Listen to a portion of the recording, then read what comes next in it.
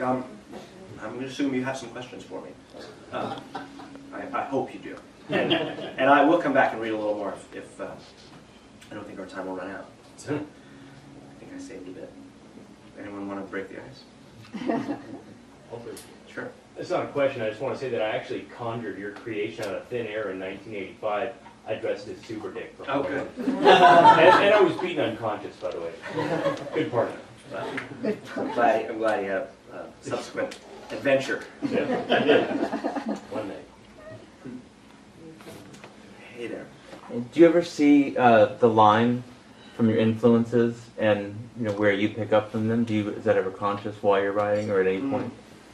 I feel like one of the real themes of this book, in a way it's become one of the themes of my creative life, is that I think it's like I'm missing a gene. Or everyone's lying and I'm honest. Which is that, for me, I can always tell when I'm being influenced. It just seems really tangible. And I also don't feel inhibited. I haven't tended to feel inhibited about saying so. Or I have some kind of confession compulsion about it. I don't know. Which I claim has no anxiety or ethical pressure behind it at all. When my first novel was published, Gun with Occasional Music, the publisher hyped it, and a lot of reviewers immediately consented to describe it as a cross between Raymond Chandler and Philip K. Dick. And I remember some friends of mine speaking to me sort of protectively, as if that was an affront. And I was like, I spent 4 years trying to cross Raymond Chandler. and I got it, and they said so, and I'm so happy. It just seemed like that was what I tried to do, and I couldn't imagine trying to obfuscate this sight of this attempt. I don't mean to, of course, I've said this so many times and in so many ways by now, and this book says it very exuberantly, that influence is understated or concealed when it needn't be, or that I'm the sum of my cultural responsiveness. That I do find that I've now got so there's this cartoon figure of the creator that I've been sort of tilting against, and that's the cartoon figure of this Promethean genius alone in a cave or in the vacuum of space who just makes something, and what is it? It's urgent, and they bring it to the culture. And it came from nowhere, except their genius.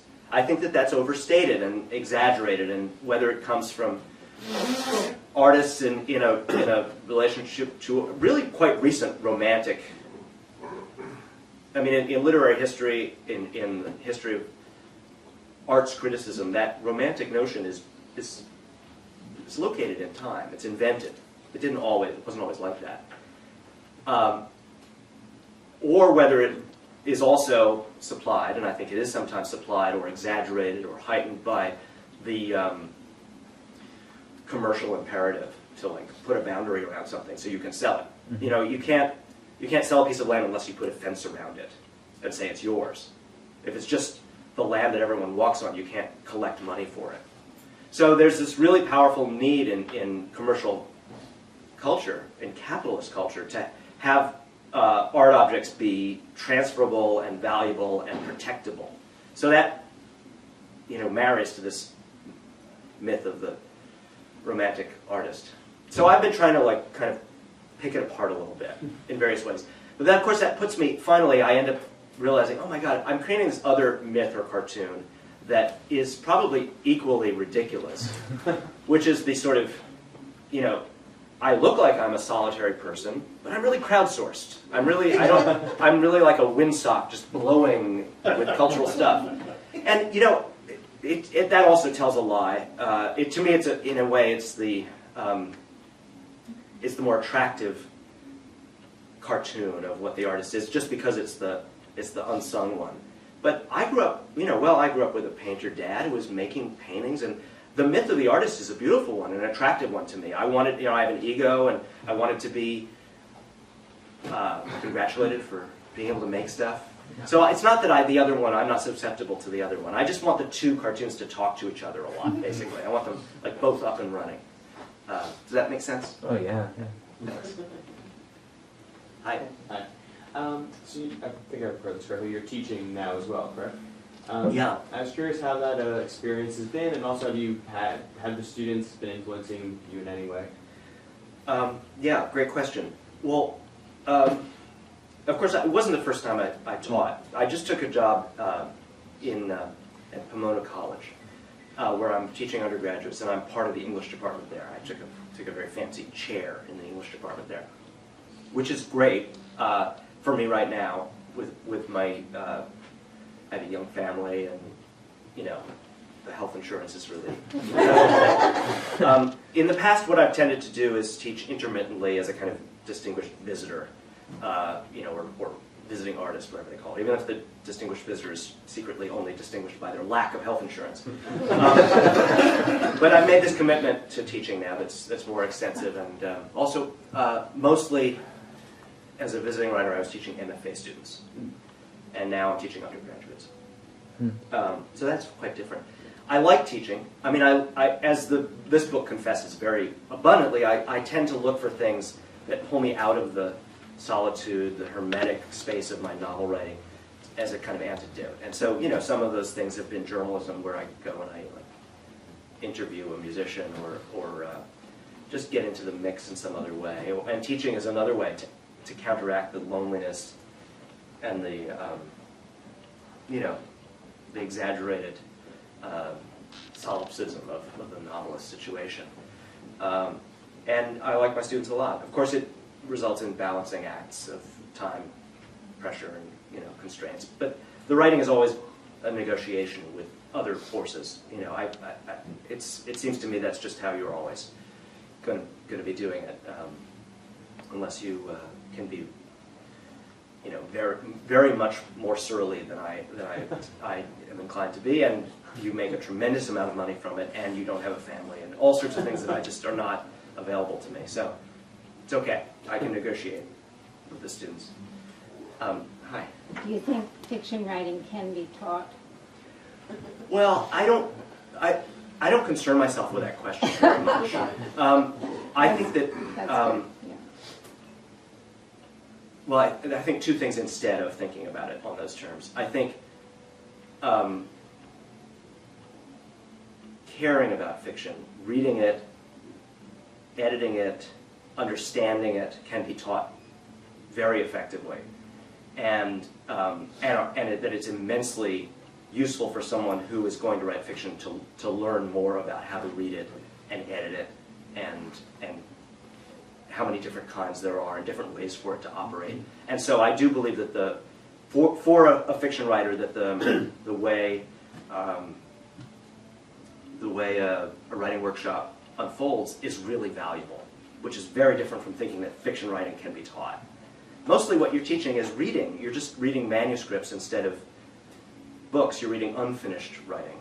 Yours and the other students. And that's a very intriguing pursuit, very challenging and involving pursuit. And so I feel proud that I can make that happen, because I think people experience a lot of epiphanies about writing and reading and themselves in the process.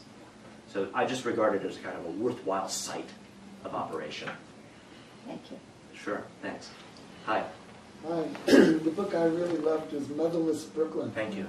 And I wondered how you got to it. Well, How that came about. yeah, there's a pretty specific trail that I can still recall. I mean, I learned about Tourettes Syndrome, by reading about it in Oliver Sacks. He's got 2 essays in 2 different books. And it's easy to think that everyone knows what it is now, but this was, by now, it's like almost 14 years ago. Very many fewer people knew what it was.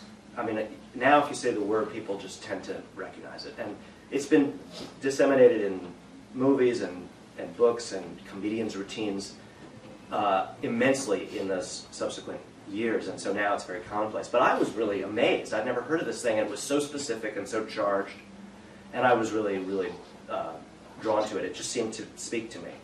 So I think the minute I read his 2 essays, I didn't know what I was going to do with it, but I knew I was going to have to write about it. And part of that was definitely a sense of mirroring, that I saw something about my own cognitive leanings in these descriptions of this condition, even though I don't think I have it, and I'm not trying to claim sympathy or the people who are struggling with it are in a tremendously difficult life situation that I'm blessed not to deal with. But the kinds of relationship to language, impulsive manipulations of language, I felt, oh, those are things I do, and I don't think of them as negative in any way. And so I just felt that I was involved with it immediately.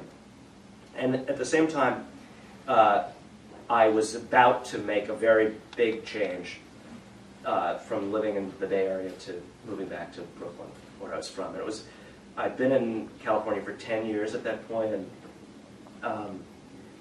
had for a lot of those years thought I would never go back to Brooklyn. And then it was urgent to me as well. I was claiming it, and I was remembering it in a different way, and I was ready to contend with it in a different way. And so a lot of art comes from making mistakes and then committing to them as if they're really meaningful. And I just merged the street talk, the kind of herky-jerky, confrontational, impulsive, sarcastic, problematic way but a demanding but very interesting way that I experienced the street life of Brooklyn with Tourette's. And it made one thing for me all of a sudden, and so that became this root into this novel. That's great. Thanks. I Hey. love the scene in the dojo. Oh, yeah. I was looking for the ultimate opposite of of Tourette's, Zen silence. So, thank you. You touched on when you started to consider yourself a writer and talked about the influence of art. Where did the cartoons come in? Well, I had a very easy gravitation to. My mother was really a word person. I think she would have been a writer if she'd gotten around to it, but she died before she had that chance. She was a talker and she was a reader, and I definitely felt that I had a visual parent and a verbal parent, and I was really drawn to both modes. And so film and comics were both seemed to have an enormous invitation to me, and I cared for these mediums. As soon as I understood that these were things people made, I thought maybe I could make those things, and I had just a really powerful appetite for those ways of telling stories. And comics were great when I was a kid, and they were everywhere, and they were part of the stratum of culture that my parents didn't already have their hands all over. I couldn't get into modern art or Hitchcock's films or Ernie Kovac's television shows or Bob Dylan's records without finding my parents' grubby handprints all over them. Comic books were a little bit subversive, just like I latched onto so strongly punk rock when it arrived. I mean, even now I look back and it's like, well, Patti Smith basically wanted to be Bob Dylan, but it seemed like finally I had a little culture of my own that was exciting, because my parents were dangerously too hip. So comic books had that special advantage too. Hey. So speaking about music, were you that into soul before you wrote Fortress of Solitude, or did you just research the hell out of it and then decide you were going to know everything there is to know about it? I mean, I got a lot more knowledgeable, but the responsiveness was there, and it went way back. I cared about a lot of that music without always admitting it to myself growing up. It was getting into me, and I was, sometimes confused by it, which is what the book explores to some extent, because I could tell it wasn't, 100%. I couldn't make it my domain on the terms of the culture of the city at that time. And I was looking, as I just described, for domains that where I could exhale. But it was still colonizing me, too, and making me its own, even if it couldn't be my own. So then to write the book, I learned a lot more. Yeah. Thank you. So I could answer a couple more questions right now, or I could read just a little more and then come back and maybe do one last question or two, and then meet you guys and sign books. Does that sound okay?